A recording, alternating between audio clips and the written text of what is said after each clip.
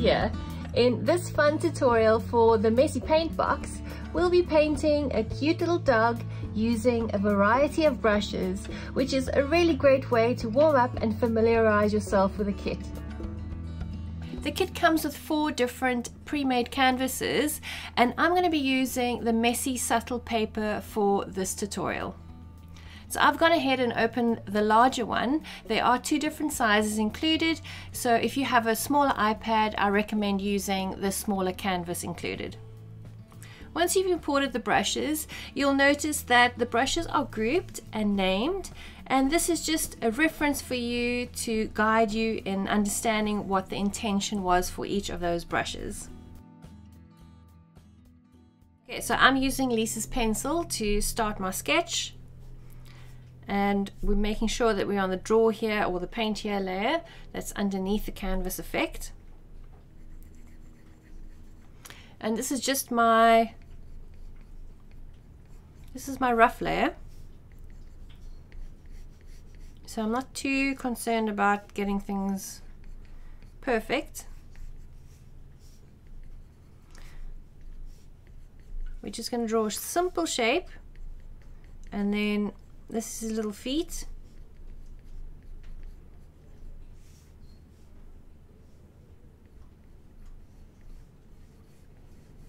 And then our little pooch is wearing a little jersey. So that's kind of like the collar. And he's got cute little hands, well, paws. With these little sleeves.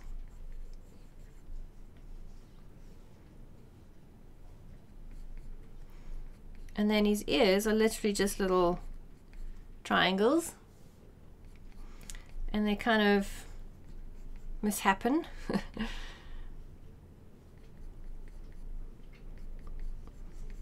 And then just another triangle for his nose.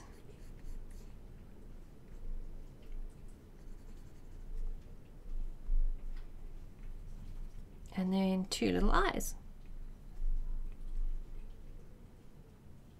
Just going to move him.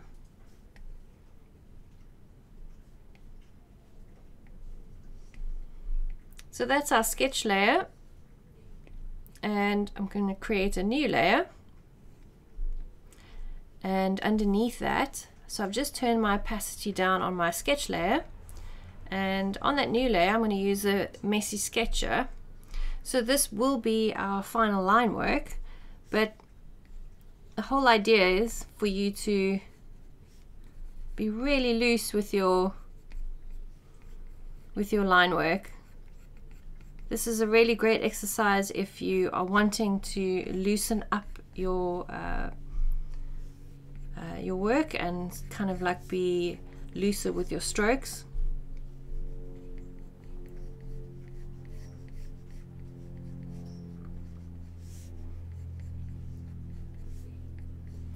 We're not aiming for perfection. In fact, that's the opposite of what we want now.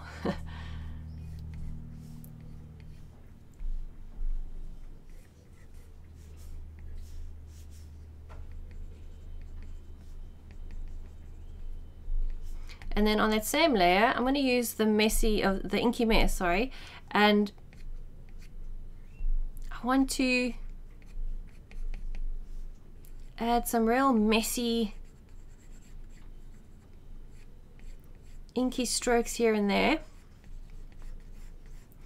That's going to add to the charm and the messiness of the piece.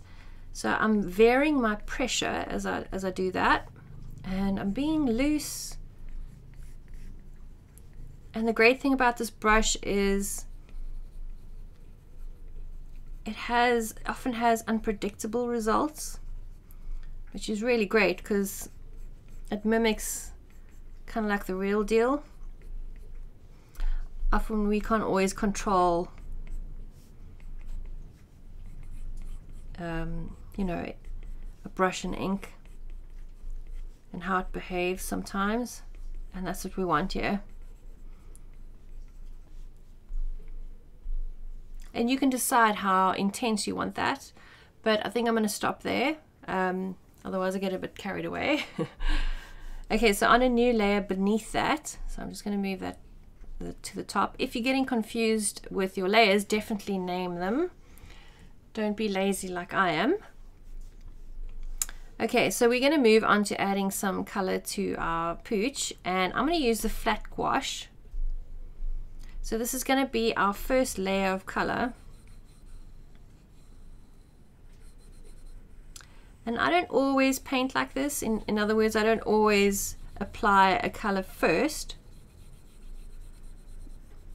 But I want to use as many of the brushes as possible in this tutorial, just to give you an idea of how you can use them in your work. So our little pooch is our guinea pig, basically.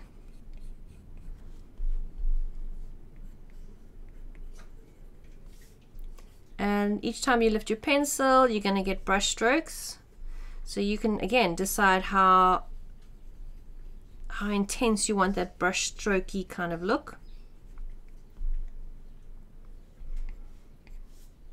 And then on a new layer above that, I'll be using a mustard color, and I'm going to choose the very wet brush. And again, this is one of those brushes that give you fantastic sort of strokey results. So if you want that messy sort of juvenile feel, which can be really playful and fun, then this brush works really well for that.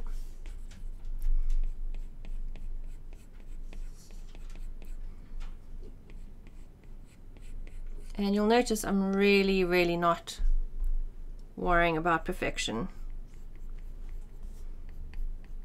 We want to be free and loose.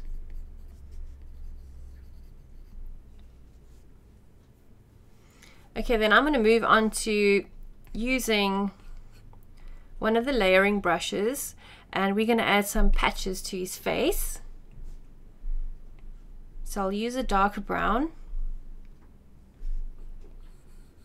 And I'm not lifting, I'm just going to go dash bigger. I'm not lifting my pencil at this stage because I don't want additional strokes.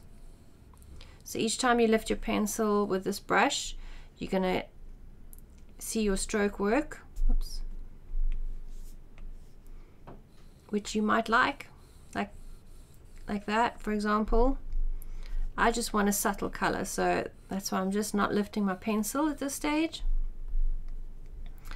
Do the same this side.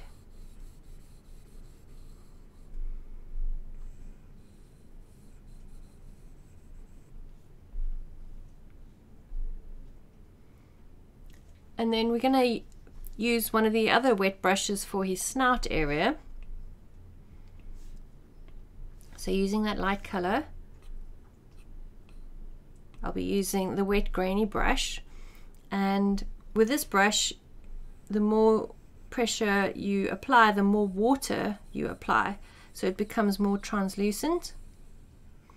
So you can control how patchy you want your paint to look. And then finally I'm just going to add some cheeks for the little guy, and I'll use one of the dry brushes, the large dry brush, just a pinky color for that. And I think I'm just very lightly applying pressure as I paint, because I want that kind of grungy look. And the less pressure I apply with this brush, the more texture you'll see. And we'll be using the same brush in the body, so you'll get a feel for how that works on larger areas. Okay, so moving on to that, I'm going to use the green.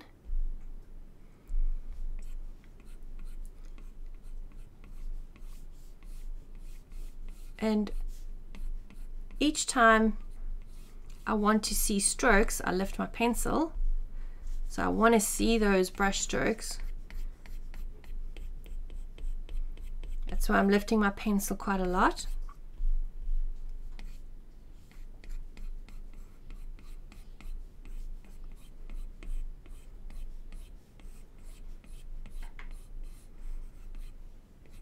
And that's a great thing about these kind of brushes, is that you can decide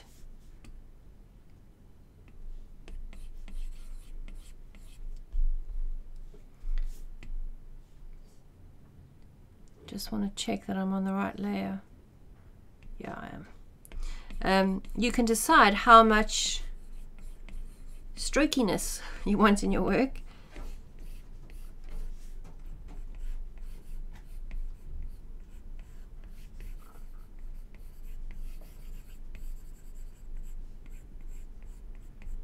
And then I'm just coming in for the detailed area with the smaller brushes. And again, this brush works really well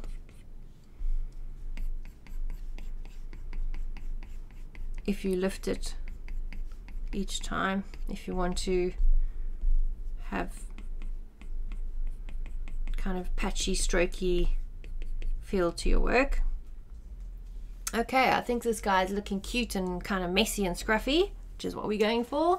Okay, so the next step I want to do is add some detail to his little jersey.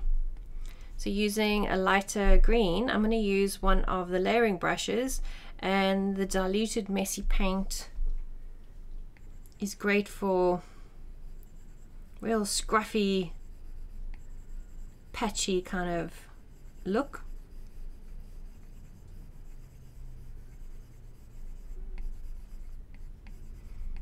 And then obviously the more we go over it, the more we intensify the ink. So you can control how much translucency you want and how much ink you want.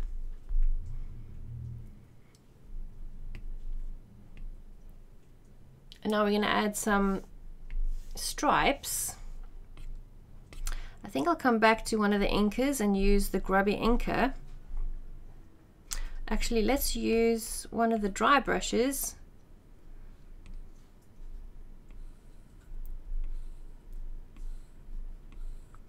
For this part.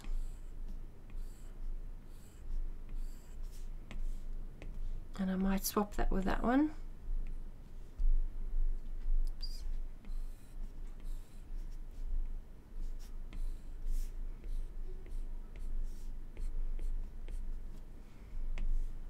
I think now I'll use the inker. So I'm going to use the grubby inker for little stripes on his jersey. And what I'm doing is I'm just varying the pressure as I work, because I want to see that grubbiness and variation in the line work. And again, you can control how messy you want it to look.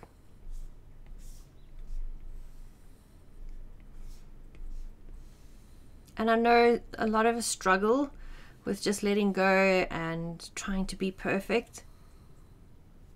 That's why this kind of painting is a really good exercise, just to help you let go and not be so attached to perfection. And then what I want to do now is add some, using our texturizers, I'm going to add some detail just on his little jumper. I want to add some color variation using the palette knife. So I'm going to go back to his jumper layer and just here and there, oops. And then I just want to delete that.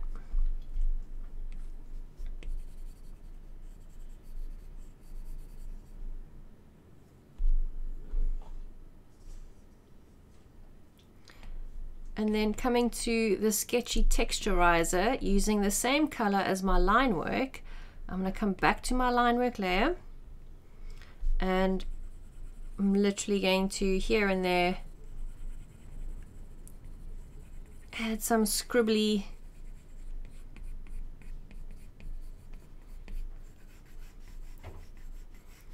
scribbly line work. I know this might be a bit much for some, but why not give it a try and see how you feel about it. I quite like how it adds some energy to the piece and gives me permission to just, I don't know, have fun.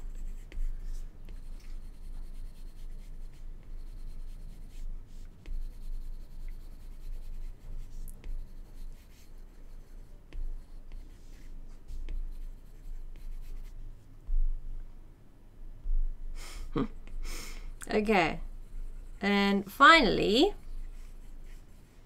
let's add just a dash of shadow work. So on a new layer, I'm going to work underneath our sketch layer using kind of a browny purpley color. I'm going to come to one of my favorite brushes for shadow work, which is a large and smudgy brush. I'm going to set that to multiply and just bring it down a dash. We can always adjust it later. And I'm just literally very roughly, it's not anything scientific, going to add some shadows. So I'm kind of imagining the sun coming that way.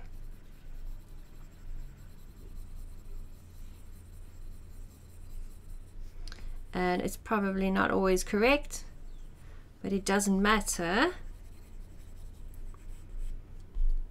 I just want to add a little bit of dimension, bit of variation and shadow work. And again, we can adjust the opacity later. For now, I'm just thinking where I might want it.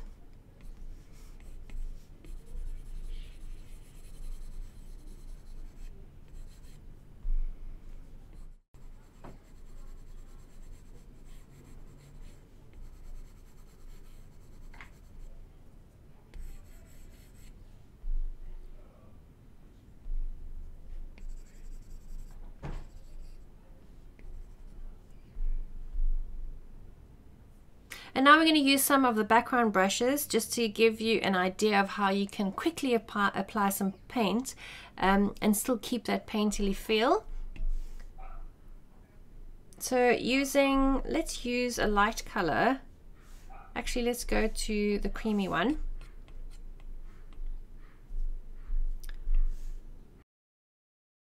I'm going to place it above all my others just to see how that is.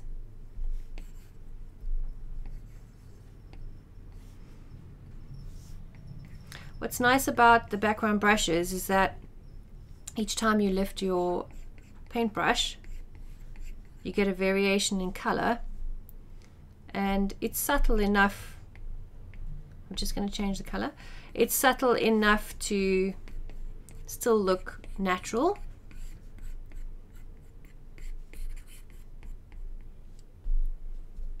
And I just let it kind of go over there, which is fine.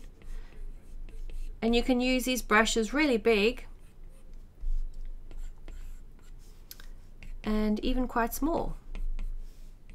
So that's a real great thing about them. They're quite versatile like that.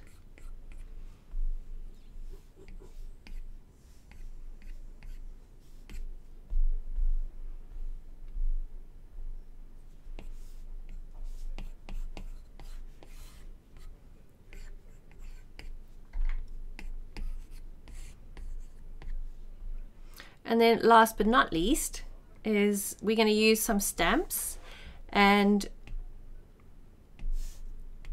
I'm just going to experiment and see where it takes me.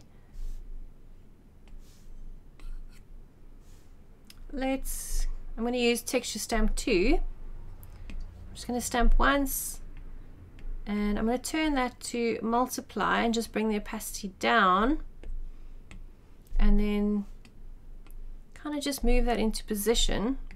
Oops.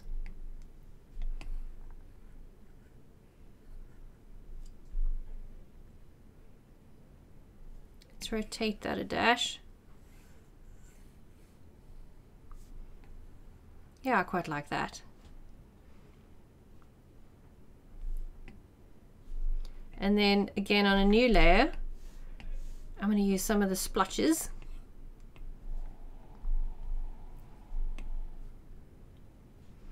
Maybe this guy. Yeah. And maybe a squiggle. Maybe not so big.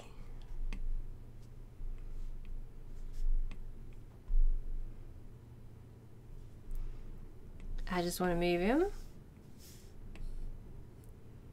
Maybe something like that.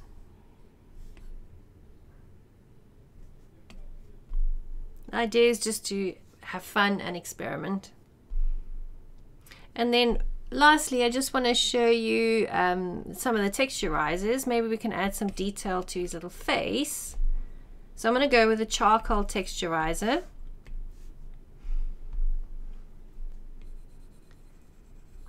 And I'm just lightly with my Apple pencil adding some texture. And again, if we layer it, obviously we intensify the overall texture. So definitely experiment. And I think that's it. I think our little guy is done. I hope you enjoyed that, and I hope it's given you an idea of how you can apply the brushes in your own work. And I look forward to seeing what you create. Thanks for watching, and happy creating!